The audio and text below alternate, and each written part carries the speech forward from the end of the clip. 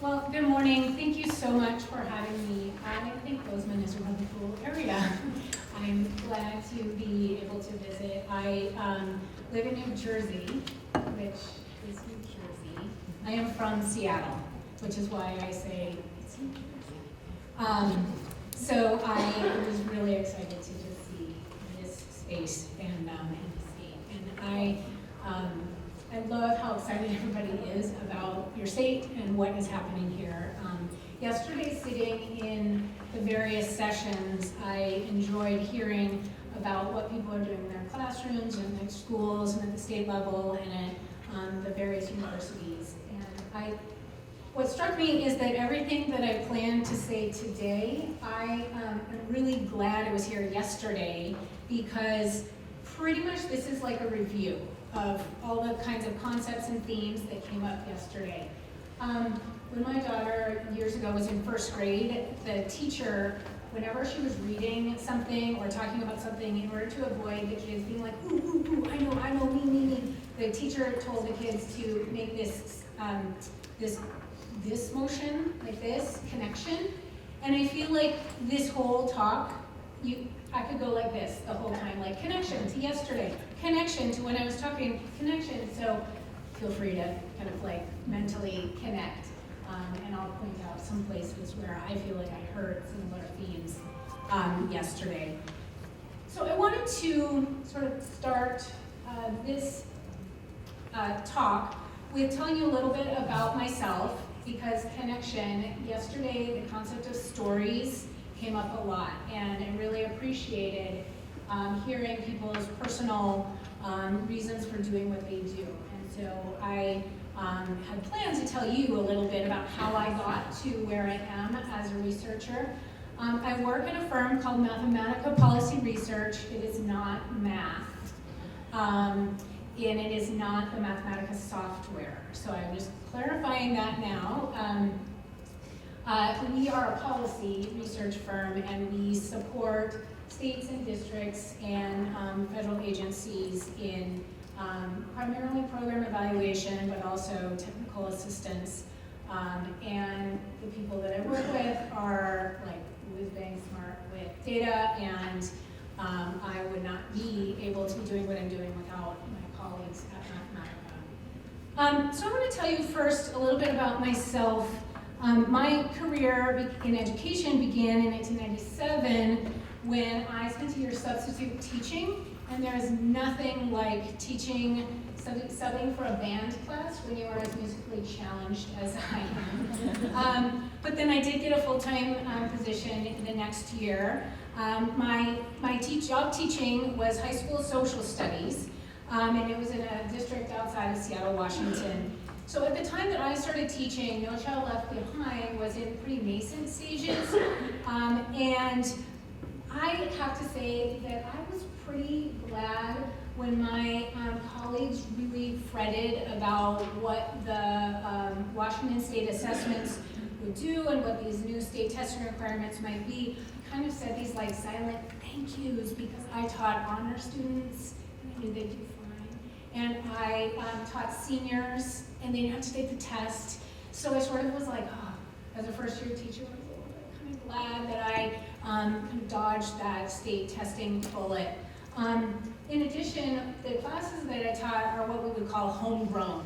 So I was responsible for basically writing my own curriculum for the world history class that I taught, because it was an international baccalaureate class and the teachers really needed us to incorporate critical thinking and primary document analysis. And so they said, you could teach whatever content you want, just focus on the skills. So I sort of like all year developed my own curriculum, and I got to do that each year.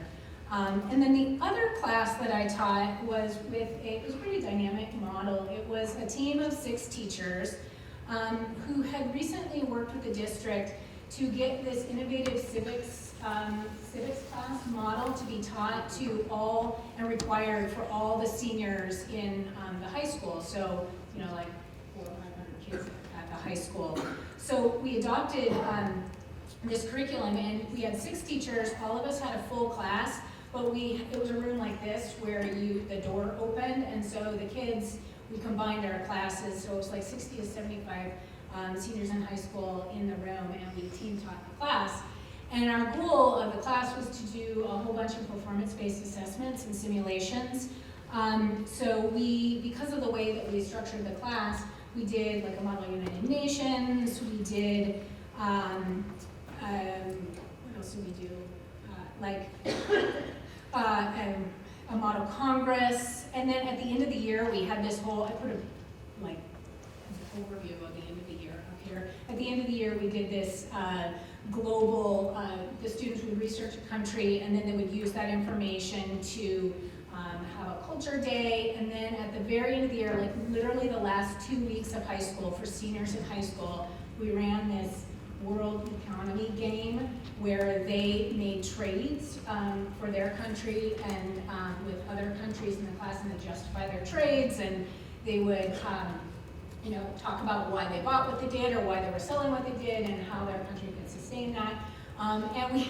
It was super engaging, and the kids really got into it. And we even heard one year that at prom, the kids who were Germany had negotiated some kind of 3-country deal that they were gonna execute on Monday. So they were pretty engaged with the curriculum. So I loved teaching. It was fun. I think I became a better speaker. I became a better thinker and much more engaged in just hopes and dreams for the kids who are in our schools, in our country. But I know everybody has stories about the classroom, and so I don't want to spend too much more time talking about that, except for to say how much I love my colleagues and my students. But I really wanted to tell you a little bit about those key parts of my background, because I will be honest, I don't remember thinking about data when I was a teacher, right? I thought about the kids, and I thought about what I needed to teach and how to engage them. Annually, we heard from our principal or a district administrator who'd come in and tell us our schools' test scores, but I never had access to my students' individual scores or proficiency levels. I was never asked about the evidence base for this homegrown curriculum that I had that I was working on in basically both of my teaching assignments. And I made my own tests. I wrote them myself. And I just feel like if I was teaching today, I think I would have a very different experience. So when I was writing this talk, I tried to decide, does my experience make me more or less credible to you as an audience? And I decided that no, it makes me more credible, of course, because I would venture to bet that a lot of folks, either your colleagues or you, might have some amount of nostalgia for education the way it used to be, sort of before there was a lot of tests that we had to give, and then all of the data that came back with those tests. But I am a person who likes to sort of think about both sides of a problem, and so I often wonder what I did miss out on by not having access to as much data when I was a teacher and just thinking about data use in education, because I remember feeling like there were days when I had no information to use to guide what I was doing. I had great colleagues who were very experienced and terrific teachers, and I had my gut, but that's not always enough to confirm or refute an idea that you have. So sometimes I thought about when I learned about GEMS in preparing for this talk, I thought about what the existence of a portal like GEMS, how it could have benefited me, right, or my colleagues, or my principal, or my district. I wonder if I would have reviewed data on my students' previous achievement to inform how I grouped them. I did a lot of group activities as a teacher, and sometimes I put them together randomly, and sometimes it was like, well, so-and-so did pretty well over here, and they can help so-and-so. But I actually could have had a data point for that to use. I wonder if my colleagues and I in teaching our civics class could have thought a little bit, because it was a class for all the kids, all of the seniors in the high school, Obviously, kids come in with different backgrounds and different needs, and we didn't differentiate very much because it was such a big class, and I wonder how having access to data would have helped us differentiate for kids who could have been engaged differently or should have been engaged differently. I wonder if my principal would have liked to have known if how our school's model of that civics class looked different than for our school than for the other high schools in the district, and if that would have helped the principal. I also wonder if the district that was thinking about making investments in new curricula or in or applying for grants or something like that might have wanted to know some data about the curriculum that we were running, because it was kind of unique and different. So I think about having access to a portal like GEMS really could have benefited the work that I was doing in the classroom and the work that was being done by the people who I know their hearts are there to serve the students and to make sure that education is the best for the kids. So part of the reason that I ended up moving into the field that I'm in now is because I vividly remember sitting at a lunch table one day with my colleagues, and I heard another teacher telling me adamantly about what worked in the classroom. And I kind of got like, I don't not believe you, but how do you know that that works? Like, what did you come to? How do you know that? How do you think about it? And I kind of just thought that in my head. But it strikes me that apparently I was interested in data and evidence even kind of before the deluge of data and data use kind of came about in teaching. And so that was really the catalyst for me applying to a policy studies program where I focused on developing my skills, examining data, and thinking about evidence and literature so that I too could make firm statements about what I knew would work. So I've now been doing education research actually twice as long as I taught, which most days surprises me.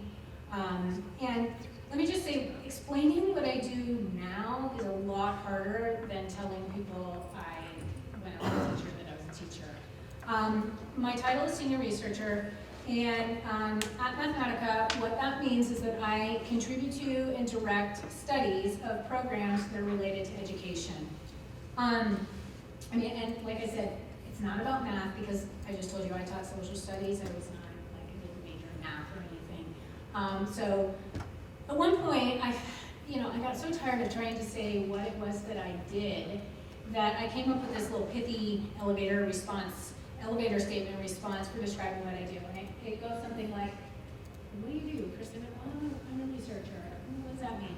Okay, so when you're watching the news and something comes on that says, studies show that kids who have active play at recess time do better at, have better reading scores. I do those kinds of studies. And by the way, that is an actual study that the Robert Johnson Foundation commissioned, and that's where the findings of that study. So that's what I do. I design and conduct and analyze data and report on findings like that. I also work with states and districts and funders to help understand what's moving the needle in education, right? So sometimes that means I talk with administrators about what they want to happen.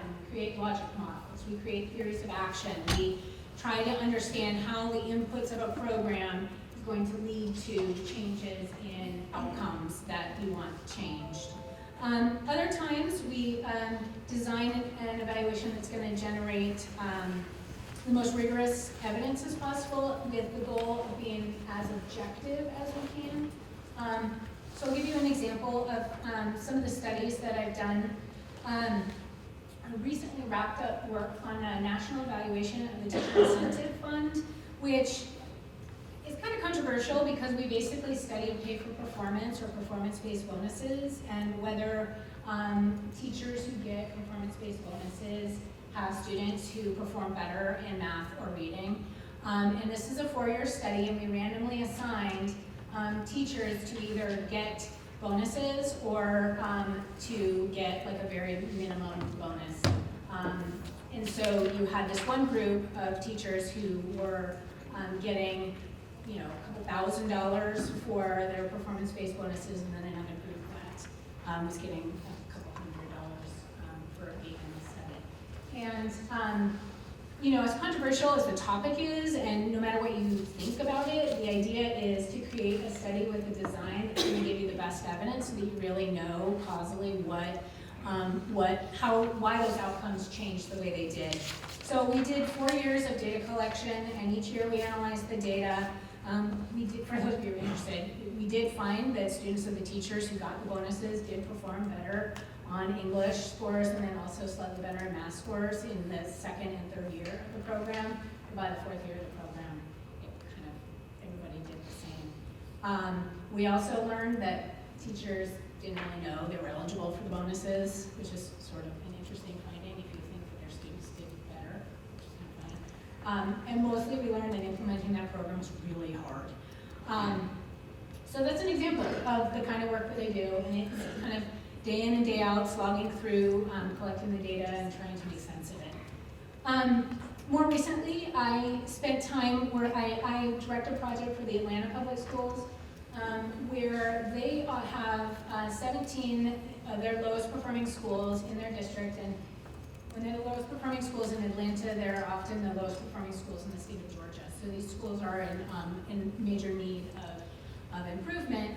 And they have hired our team to help them evaluate the progress of the work that they're doing. So they have this strategy where they've brought together, they've decided on some academic supports and some non-academic supports, and they have professional development for teachers in those schools. And then there's like pieces to this model, and collectively it's a strategy. So what our team is doing is we're going in and we're talking with principals, teachers, support staff, anybody who's at the school who can tell us a little bit about what that school is doing. We're sort of documenting what's happening at those schools. At the same time, we're running experiments and sort of analyzing data on those individual components of the strategy to try and find out, are there certain pieces of the strategy that are working better? So in our first year, we studied this high-impact tutoring program, which uses iReady, which many schools are using right now. And so we studied the implementation of what iReady was like in schools, and then we looked at the kids who were part of the high-impact tutoring program compared with students who looked like them but weren't part of the program. And we studied whether those students could improve their reading scores, and actually there was no difference between the two groups of students. So as a result, what Atlanta did is they took the money that those schools would have gotten for students to be in the high-impact tutoring program, and instead of requiring the schools to have that program, they took that allocation and they said, you can choose from these options. And they gave the option of, well, you can have high-impact tutoring again, you can hire a reading specialist or math specialist, you can do a Saturday school, you can do this extended block of time. So they gave them probably 6 or 7 different options that the principals could choose and kind of put together based on what their school needed. So this was an example of kind of this formative feedback that the data that we had allowed us to feed back to the district that could then reach back out to the principals and say, well, we saw that this high-impact tutoring program really wasn't doing what we wanted. And so you as a principal know what your school needs, you know what the teacher's going to do, choose from this menu, and then let us know. So now we're in year 2, and we're going to find out what happened. We're going to find out, well, what did schools choose, and what worked, and did any of what the principals were choosing, did that work better? Also this year we're doing one of those mini studies of a community and schools program, because the district wants to know about whether wraparound supports that they're giving these schools are effective in helping students' attendance and behavior. So we're looking at data to study that. And again, we'll feed back to them what we learn, and we'll see what they do. So that's kind of an exciting opportunity for seeing the needle move, or at least if it doesn't move, at least understanding why, and being able to inform some of the key decisions that need to get made in districts to help out the students. We're doing something similar in Philadelphia. We could go into all the details, but the goal in Philadelphia is to help the district know under what conditions should they take their lowest performing schools and put them in a network of low performing schools so they can better support, or recommend that those schools get turned over to charter operators. So we're taking data that we have and we're trying to understand how can we help the decision know what conditions will work best for the schools that they need to support. So one of the projects that I worked on as a researcher is a study of 4 initiatives that were funded by a major foundation, and all of these initiatives had the goal of improving education agencies' capacity for and use of data during decision making. So this is where I'm going to go now. We did a literature review and used what we learned from our study to develop this framework. And so I'm going to spend some time talking about the framework. Sneak peek, on most of the tables there's like a 2-pager that was developed by the Regional Education Lab in Atlantic that's based on this framework. So if you want to like zone out a little bit, you can just look at that. We cover pretty much everything in that. But so this study that we did, our goal, it was fascinating. I got a chance to learn about, it was around 2009 that we started that work, and just fascinating study where I got to learn about the issues that 12 state and local agencies were wrestling with and how they addressed it and what their data use culture was like at those agencies and what allowed them to be able to do what they were doing with the data that they had. So our key goal was really to understand what is facilitating data use in these agencies and what decisions resulted. And that got me thinking, like, what is a culture of data use, right? I mean, here we are at this conference, we're talking about data. The conference is called, Culture of Data Use. And so this is my summary. This is not necessarily like the research says this, but my summary is simply believing that data are important and useful for decisions. And then it's putting your money where your mouth is, right? So if you believe that the data are a critical part of making the best, most informed decisions for improving student outcomes, then you facilitate successful use of data. And that's, should add up to a culture of data use, right? So one of the product of this literature review, this framework, is this framework, which I like to call the Pac-Man, right? So this is our little Pac-Man visual. The framework here is a really high-level, generalized theory of action. As you sort of like hone in, I know the words are a little small, but as you hone in on this, like connection galore from yesterday and all the things that you were talking about should just like pop into your head, right? So this is really how you might visualize like a causal chain to improving student achievement and college readiness. And the supports and incentives that need to be in place for those steps to happen. So, data use activities can take many forms, obviously, but the activities need to be grounded in a theory of action that explains how data use can support our ultimate goal of improving student achievement. So there's 3 sequential steps. These are like the tan parts. And then the blue band outside is the infrastructure, policies, and practices that will support those 3 steps.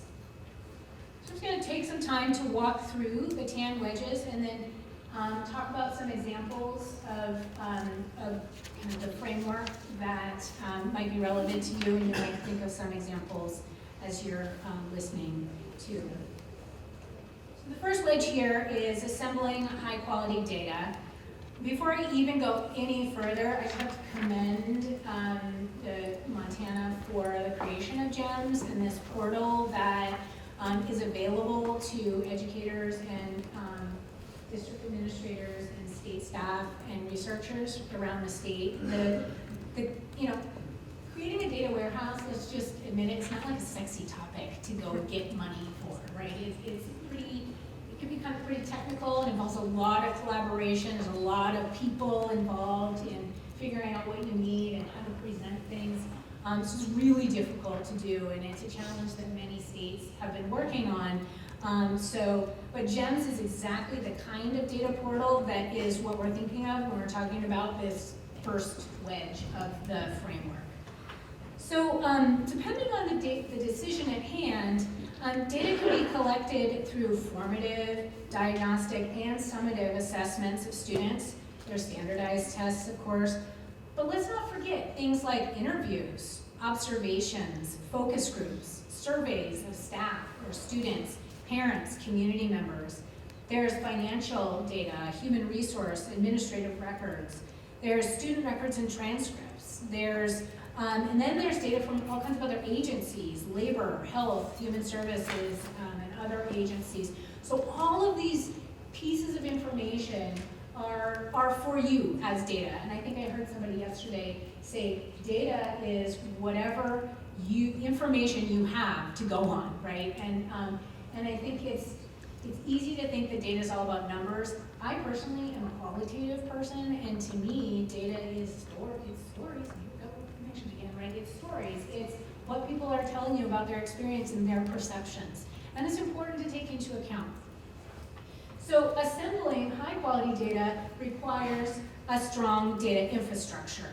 And this is really essential for an institution's ability to effectively collect, transfer, and manipulate information.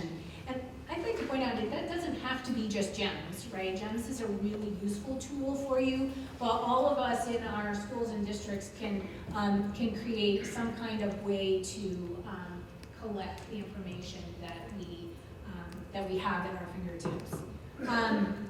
So data infrastructure development often includes making sure you have the technical hardware, the servers, computers, peripheral devices, internet connections. I think yesterday Sean's talk at lunch was like fascinating to hear what we've invested in so far and what we continue to invest in.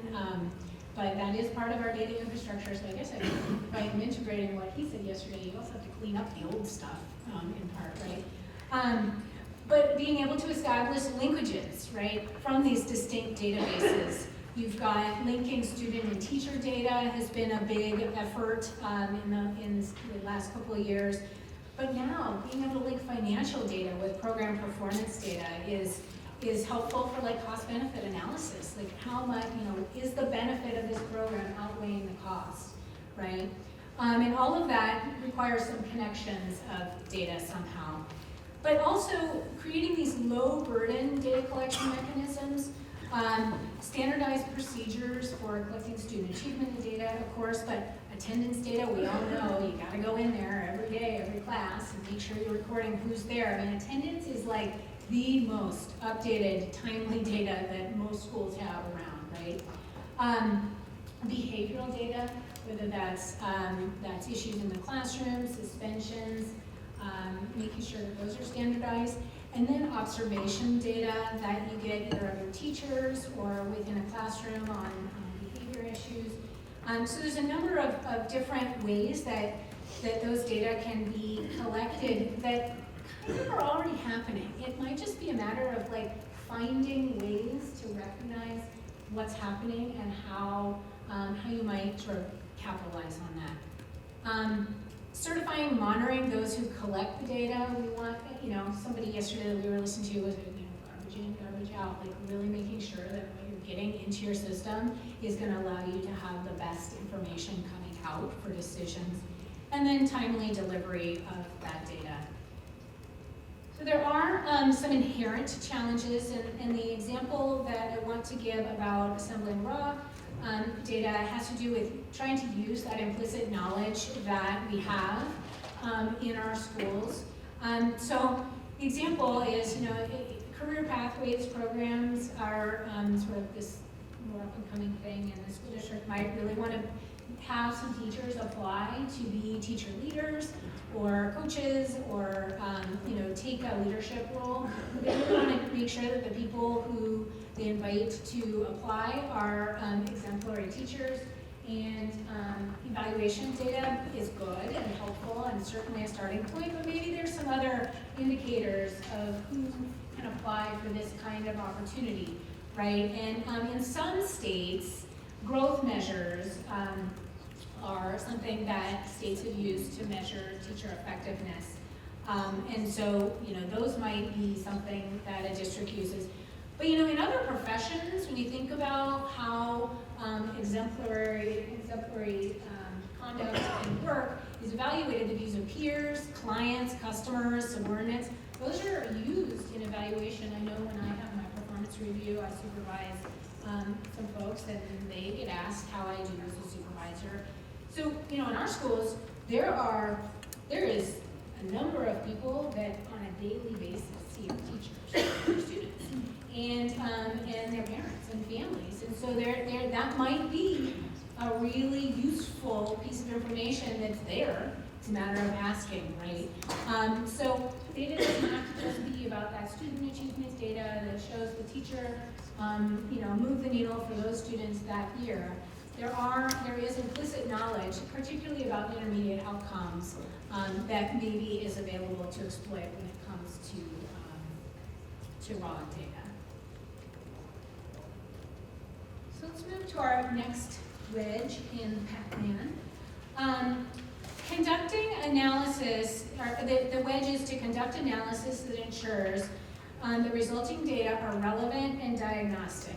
So if data are going to serve decision-making that ultimately improves student outcomes, it needs to be relevant. And I hope that everybody's heads are making the connections. I feel like that was the word yesterday that I heard over and over and over again. It's relevant, relevant, relevant. So you get here again, it's a review of relevance. But I'm going to add to it diagnostic, and I'm going to talk about what I mean by that. Data that are not relevant to a decision maker, because, for example, it arrives too late to inform a decision, it's not going to get used. Data that are not diagnostic for the issue at hand, because maybe it mismeasures something, or doesn't accurately assess student achievement, that might be used in ways that are counterproductive. So let me sort of unpack this relevant and diagnostic, and again, sneak peek on that little handout in like 2 sentences. So in order to guide the improvement of practice and improvement of student outcomes, relevant data is important for the decision maker, and then it has to be diagnostic for whatever decision you're making. There's a couple of factors that can be considered when assessing the likely relevance of data, and then distinctions between diagnostic and non-diagnostic data. So for different kinds of data are relevant at different levels of the education system. So in this little graphic, like the apple with the book is a classroom, and then the middle is sort of the school and the district, and then the state would be at the other end. So these are kind of like the users of education data that are pretty typical. And so the relevance of data is going to depend on whether it's related to staff, student, or programs, how frequently it's updated and delivered, and then the level of detail or aggregation. Teachers, need student data that are pretty fine-grained at the level of the individual student and even the specific skills. And they need that data delivered pretty rapidly if they're going to use it to ingest their instruction. We all know that those annual end-of-year assessments are great and important, but they aren't going to be the thing that a teacher is going to use to drive that instruction and make those daily instruction changes. Because they get the test scores after the year's done, right? So what they learn about their students is after the students move to the next teacher or grade. So relevant data for teachers might be the use of technology that allows the teacher to query students, or to have students submitting, exit tickets are a form of data that teachers might be able to use. A lot of ed tech products these days, teachers get access to daily use of programs, and they might be able to use that as a quick feedback type of data. But then decision makers at higher levels of the system need data that are aggregated on larger units of analysis. So instead of just the students, they might need it on their teachers, or The schools districts need information across schools, and their decisions don't need data that are updated as rapidly and frequently. So, they're going to need a wider range of data, and it doesn't need to come to them as quickly. But relevant data isn't, in and of itself, isn't sufficient to ensure the data is going to move the decision maker in a productive direction. It also needs to be diagnostic. So I want to give an example. For several years, teacher growth scores, where a teacher gets a score based on the growth of students over several years, and that determines the teacher's effectiveness. So I want to talk about teacher growth scores. In that sort of system, student achievement data are relevant for assessing the performance of a school, but it's not going to be diagnostic for knowing what a teacher is doing to become better, what they need help with. So that's an example of a data point that can be relevant, but it might not be diagnostic for a certain kind of decision. Or a principal might use a teacher sort of growth score to say, I have this pool of teachers, and I want to hire someone who, from this data that I have, who might I hire? But again, you can't necessarily use those scores to figure out what strengths and weaknesses the teacher might have that led to that score. So when it comes to diagnostic data, the concept of reliable and valid also comes into play. Reliable data are data that if you run it over and over and over, you're going to get the same answer. And they're not going to have a lot of random variation, or what we call noise, statistical noise. And we know that the human brain has a tendency to look for patterns where they don't exist. So it's possible to be totally fooled by something that's random. If you're going to give a report with a whole bunch of areas for math and English and social studies and science and all kinds of various student scores, and you've got like 30 areas, like a number of them are going to look like they're significant when they might not be. So it's important to think about just not being fooled by what's going to inevitably happen because data need to be reliable and not have huge amount of variation.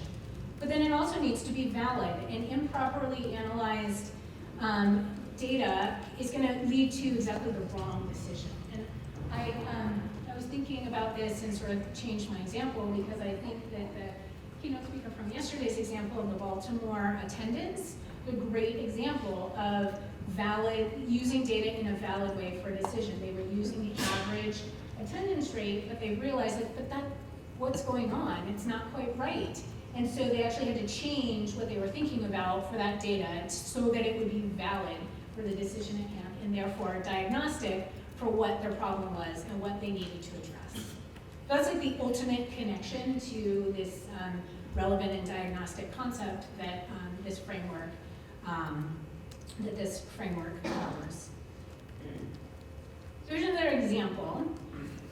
One of the initiatives in the 4 initiatives that we studied was a pilot to give National Student Clearinghouse data on students who had graduated from the schools in the pilot to the principals and teachers in those schools. And so when we talked with principals and teachers from those schools, and we asked them, what'd you do with this data? And they said nothing. And we said, well, why? Because they left. Like, the idea here was, hey, if schools know how their students do when they leave, then that will help them with their decisions, which is a completely logical thing to think. Will that help teachers? Not as much as it might help a principal or a district, right? The teachers are thinking about, what do I need to do for these students now?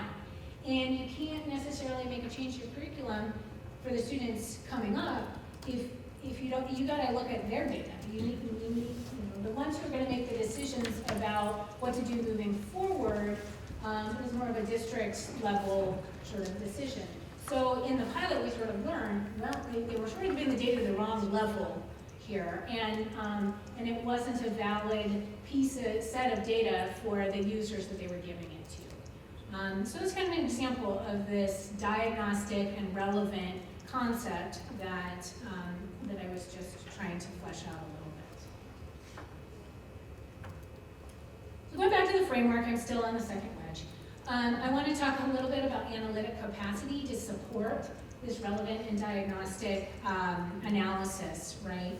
And I've heard a lot about Montana needing sort of virtual networks because of the size and district and distance. Folks have to travel, and you can do all this virtually all the time. I mean, it's very possible to do, and as long as there are in-house technical assistance systems that are really going to help decision makers make use of this data.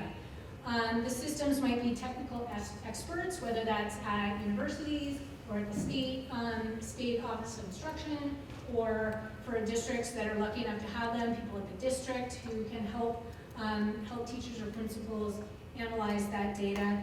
Even instructional coaches are people who can help teachers learn how to use the data ideally. And then you definitely then need to train those people, and you need to tell them about the resources that are available to them for building their capacity or for using the data. You can also use external technical assistance contracts. That's the kind of stuff that I do. Somebody takes our firm and says, could we hire you to spend X amount of hours to give us technical assistance, and those avenues are available too. The idea is providing training to staff at all levels increases their capacity, at least anything, their confidence. The fact that if you are thinking about things logically, you can use data. It is absolutely available to you. Important areas of training might be implementing data-driven decision-making practices, how to access and analyze data, how to use data to change instructional practice, maybe just walking through like a case where you do that with a group of teachers. And then data management and security is a giant one, probably more for district and state level folks. Improving the accessibility of data really helps that, so using data from a portal like GEMS or district data is helpful there too. So that, the analytic capacity, I think, is a big support here, that if you don't have the capacity to use it, then figuring out the relevance in the diagnostic version of the data is going to be difficult. One of the sessions I sat in yesterday, we talked about how we were given a list of scores and a list that were from the end of the 1 year of students, and a list of scores for the beginning of the next year, but there was no information about what the test was and what it was measuring, and you had to be able to really think through and step through some of the challenges there. And those are the kinds of things that that analytical capacity and building it and practicing it and talking through things with groups and with people who are struggling to understand what to do with data, simply practicing it is going to improve capacity hugely. So that's a major support here. Another example of capacity. So there are some states that have been building systems for principal evaluation, and one of the things they're including in those measures for evaluating principals are creating these growth scores for schools, these school value-added scores, and including that in the principal's evaluation. But we know from research that there really isn't a lot of relationship between a principal value added, so how well the principal is doing, and then the school value added. And there's a concern here that if you include the school value added and you say that's part of your evaluation as a principal, that's going to create some pretty perverse incentives. Why would a principal want to take over a school that has shown no growth? And then they go, and that's going to be part of my performance evaluation. That's going to, for places that give bonuses, that's going to affect a bonus I might get, or that's going to affect. So these are the kinds of things you really want to have analyses that are going to permit appropriate attributions. That's the first kind of lesson learned here. But the other one is that's hard. It's really hard to like think about and figure out, and having the capacity to making sure that you've kind of thought through what would happen if you make a decision X based on Y data. So our last wedge is to actually use the data. And that's the simple version of the wedge. So even the best data and the best analysis is not going to improve outcomes if it's not used. And this is where our culture piece comes in, right? So you have to kind of put your money where your mouth is if you believe that using data is important. You have to have that culture of data use.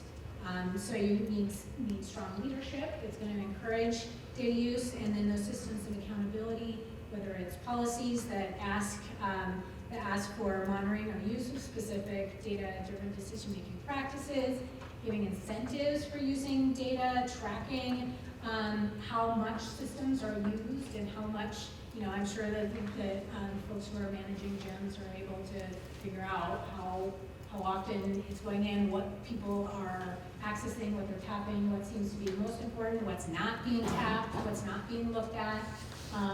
So really kind of like thinking about how to understand data use and how to encourage that. And then these kinds of data conferences, I was telling someone I was talking to this morning that a number of states have started to have these kinds of conferences. Maryland recently had one, and Colorado's doing one, and Pennsylvania's done a few. So states more and more are bringing together folks who are really interested in making sure that we're all on the same page in building this culture, and that's exciting. And so you can probably go online and listen to see some of those other agendas and find some more colleagues in other states that have these kinds of thinking going on as well. So more data isn't always better. We know that data needs to be relevant and diagnostic. So how do you ensure this happens? So I have two sort of points. One, know the who, what, and why, right? And this picture is on now. And I've referenced the needs of various users as I've talked here. The classroom teachers, if they're the who, then they're going to be using data that informs their instruction. They're assessing needs, strengths, progress, performance of their students. They're developing and revising their instruction. They're thinking about their own performance probably, and how what they're learning about their students, really what that means about how they're teaching and their teaching practices and what they might need to improve or what goals they might want to set. School administrators are running their schools. They're thinking about students and staff, right? They're using data to develop and revise their plans. They're trying to monitor targets, growth targets for their students. They're assessing progress, student achievement, but also other goals that they've set, right? And ideally, they're taking into account what programs is my school doing? What kind of tutoring are we offering? How are coaches doing? Like, they're thinking about all these various things that they've built into their school to provide the maximum amount of support for the students there. And so they're trying to figure out at a school level what practices, programs, and policies are going to be work for them. And then district officials take it up a level, right? They're thinking about students and staff and schools, right? And they're thinking about multiple schools in multiple geographic spaces, serving various communities and neighborhoods, right? And so they need data that's going to support the schools, the staff, the students, the families, and they're making revisions accordingly. So it's getting harder and it's getting more complex, and probably you need multiple data sources to be doing this. But they're going to want to understand how well is the curriculum that they're using working for their students. Are the standards being met, and how well is progress toward the goals that they have? How's that working? Then we move to the top level, our state education agency officials that are providing both leadership in this, but also the support for the users below them to be doing this as well. And they're using data hopefully to monitor all these levels of the system and then create policies and programs that are going to support the districts in their work. But regardless of any level of purpose, data is going to be critical for driving both implementation and progress. So the second piece of this is having a coherent plan. I heard a lot about planning yesterday and the importance of that. So having a plan means that you're thoughtfully considering a lot of questions. You're asking just a lot of questions. You're asking who's going to use the data and what decisions is it going to inform, right? And the picture I just showed is an example of that.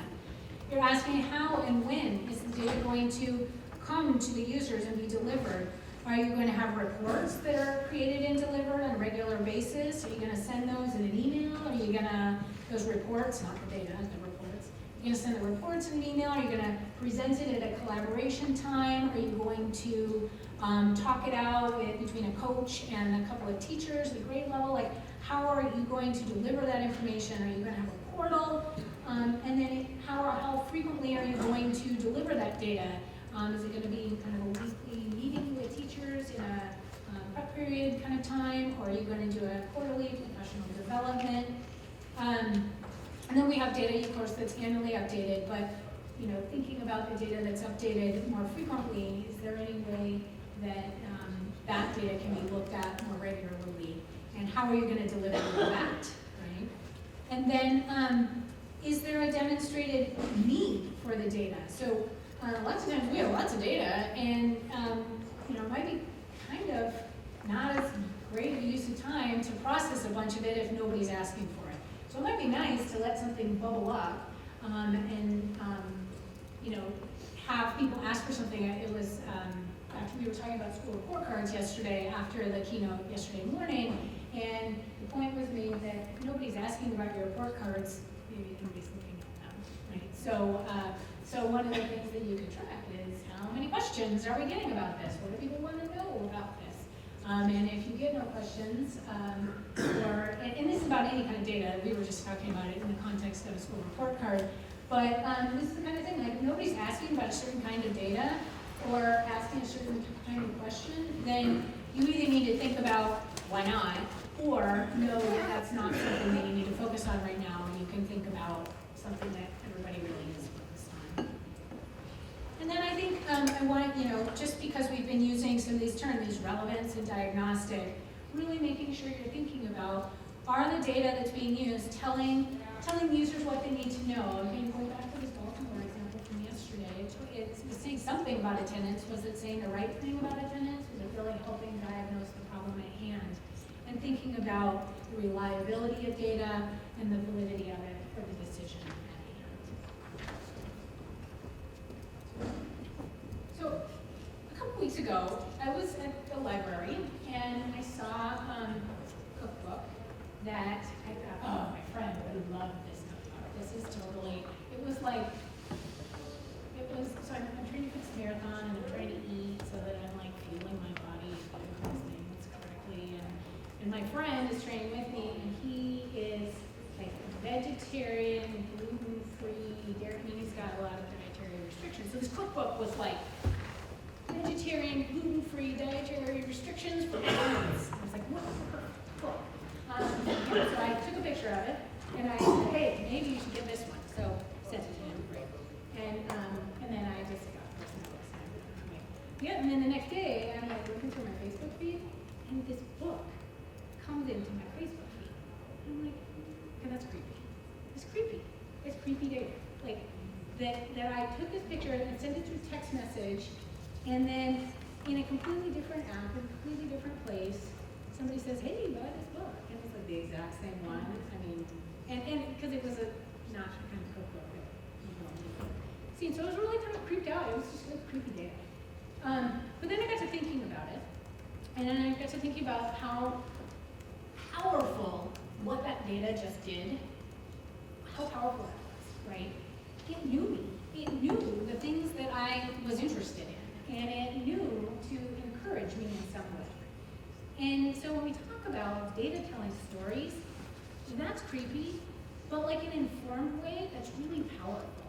And what if, in an ethical way,